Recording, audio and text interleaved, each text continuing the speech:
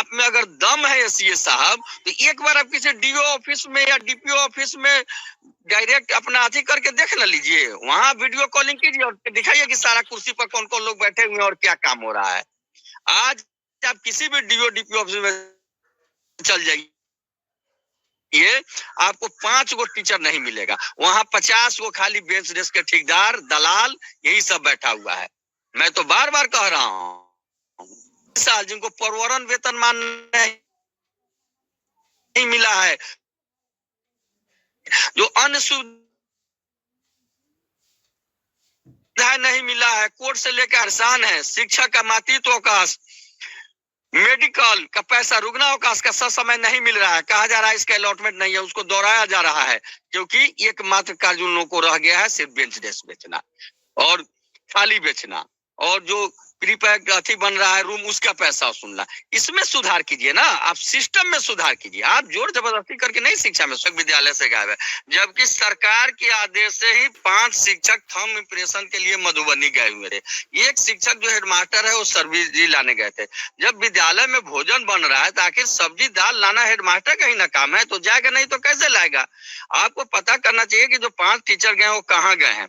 उन्होंने एक अच्छा काम किया है कि उसके लिए पदाधिकारी को भी जिम्मेवार ठहराया और डीओ से शौकत पूछा, क्योंकि आज बिहार में 90% पदाधिकारी जो डीओ डीपीओ हैं उनका काज हो गया है बेंच डेस्क बेचना, थाली बेचना, घर बनवा करके उसमें कमीशन लेना। जो मूलभूत शिक्षकों का काज है वो नहीं हो रहा है, शिक्षक परेशान है। यहाँ तक कि जो हाई कोर्ट का डिसीजन लेकर के, कोर्ट का डिसीजन लेकर के जो बुजुर्ग लोग 70 साल 80 साल के आ रहे हैं, उनको भी दोहराया जा रहा है, उनसे भी पैसा वसूली हो रहा है, उनका भी काज नहीं हो रहा है सिवाय बेंच डेस्क बेचने के।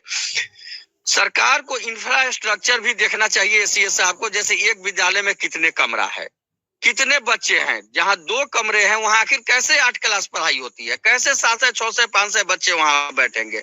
सरकार कह रही है, एससीए साहब कह रहे हैं कि बच्चे ड्रेस में नहीं आए हैं, ड्रेस का पैसा तो आप बच्चे को न देते हैं, आपको हेडमास्टर को, मास्टर को तो देते नहीं है कुछ जबरदस्ती सिलवाए, तो उसकी जिम्मेवारी उनकी है। आज जो सफाई कर्मी बहाल हुआ है, सप्ताह में 1 दिन 2 दिन आता है, आता भी नहीं है, कहता है रुपया देके बहाल हुए हैं। कहीं भी आप सफाई का जांच करवा लीजिए। जब वो वीडियो कॉल करते हैं तो सबसे पहले उन्हें विद्यालय का भवन देखना चाहिए, फिर विद्यालय का इंफ्रास्ट्रक्चर देखना चाहिए कि कितने उसमें बेंच डेस्क है, फिर वहां के साफ सफाई देखना चाहिए, फिर उसका रंगाई पोचारा जो देख रहे हैं वो हेडमास्टर मास्टर का काम नहीं है, वो काम है उनके जेई करवा रहे हैं। अब विभिन्न सारा जो एजेंसी है वो करवा रहा है, तो उस पर कार्रवाई हो, और हर महीने बल्कि हर सप्ताह उनके बीओ डीओ डीपीओ जांच करने जा रहे हैं। वो क्या जांच कर रहे हैं जब सब गड़बड़ है? तो इसलिए जहां भी है अगर कुछ कमी है तो तमाम पदाधिकारियों पर कार्रवाई हो, तब उसमें सुधार होगा। आप जबरदस्ती सुबह फोटो भेजिए, शाम फोटो भेजिए, 3 बार थंब इंप्रेशन कीजिए, इससे न तो सुधार हुआ है न सुधार होगा। डंडा के चोट पर शिक्षा को कभी नहीं सुधार किया जा सकता है। इशारा नहीं, हमारा इशारा किसी व्यक्ति से नहीं होता है, हमारा मतलब तो सरकार से है ना। आज इतना ना अफसरशाही हावी है, आप किसी भी डीओ ऑफिस